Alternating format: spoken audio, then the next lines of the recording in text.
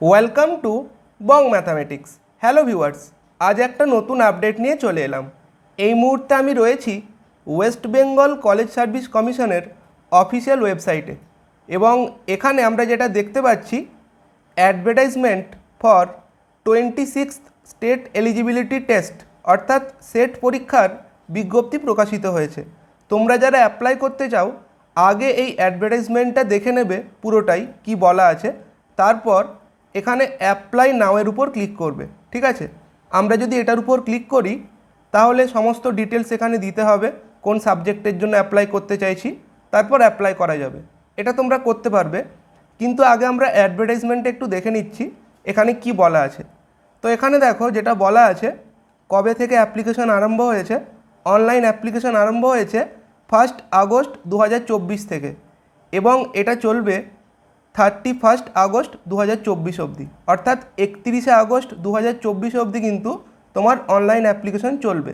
এবং অ্যাপ্লিকেশন করার সময় তুমি যদি কোনো তথ্য ভুল দিয়ে থাকো ওটা এডিট করার সুযোগ পাবে 9th সেপ্টেম্বর 2024 থেকে 11th সেপ্টেম্বর 2024 অবধি। এবং পরীক্ষাটা হবে 15ই ডিসেম্বর 2024 রবিবার। ঠিক আছে, এবং এখানে আর কি বলা আছে আমরা দেখে নিচ্ছি কারা এলিজিবল।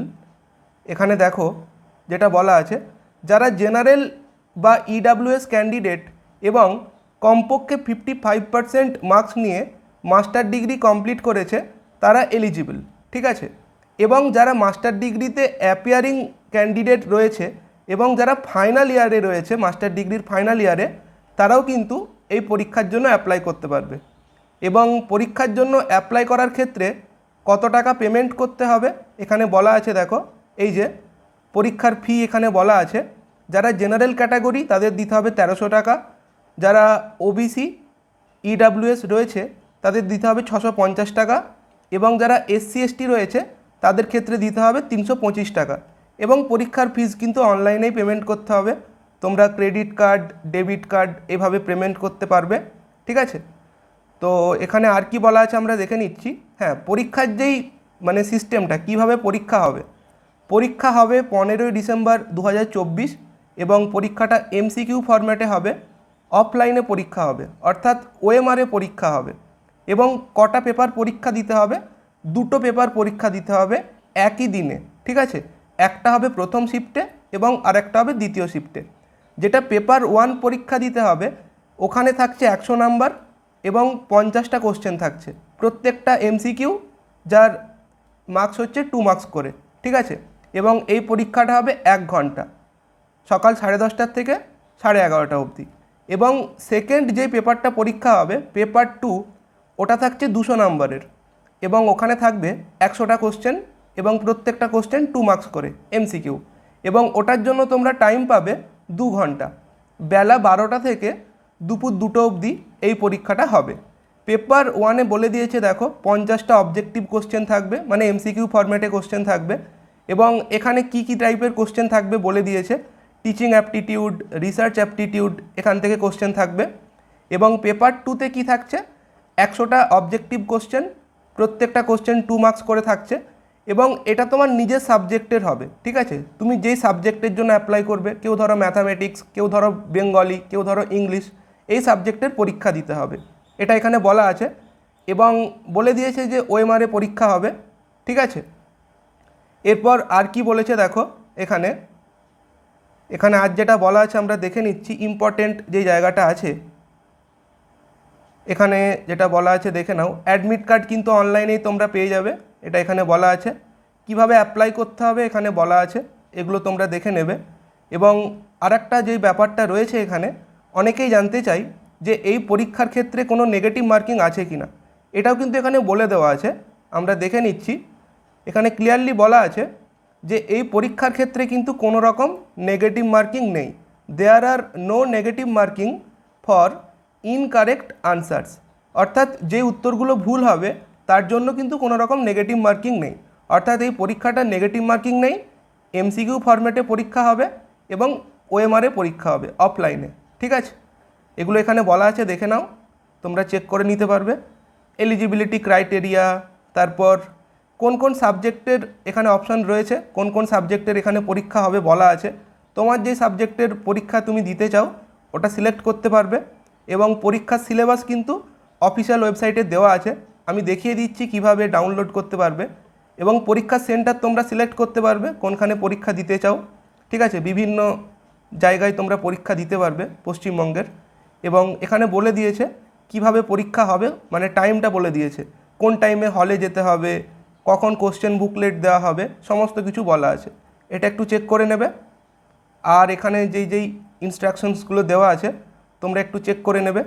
এখানে দেখো যে ওএমআরে কীভাবে ফিল করতে হবে বলে দিয়েছে। রাফ ওয়ার্কের জন্য কোনো রকম কিন্তু কোনো পেজ দেওয়া হবে না বলে দিয়েছে।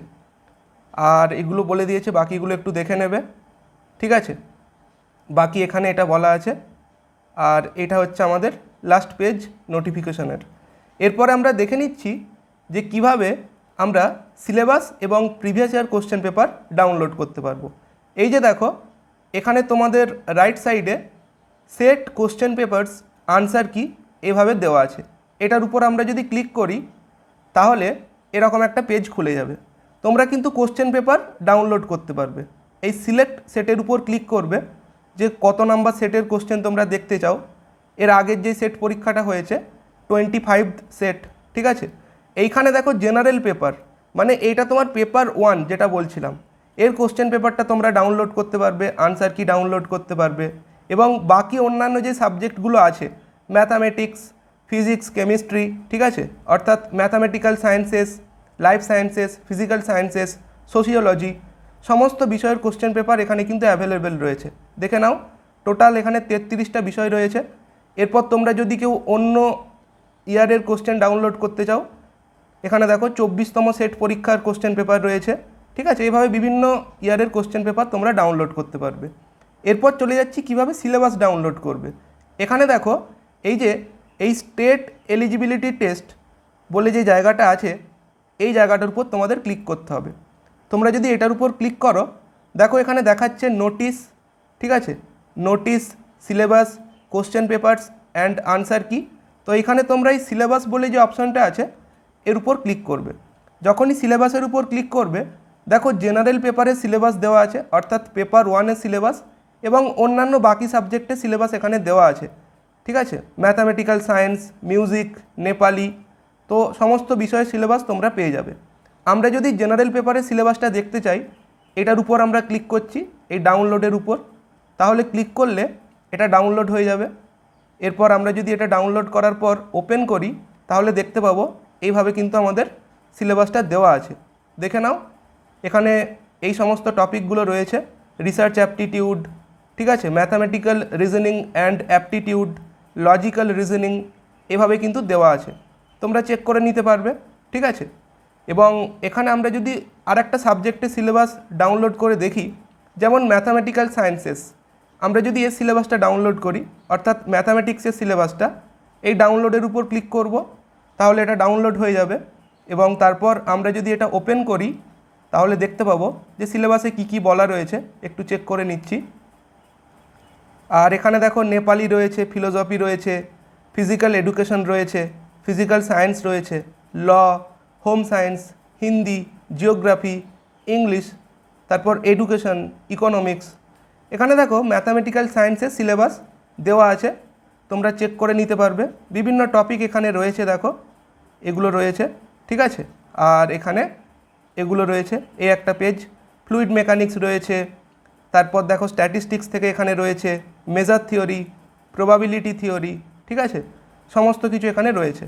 তো এই ছিল সিলেবাস, কিভাবে ডাউনলোড করবে দেখিয়ে দিলাম, এবং কোশ্চেন পেপারও তোমরা ডাউনলোড করতে পারবে। যদি আর কারো কোনো কোয়ারি থাকে কমেন্টে জানিও। Thanks for watching.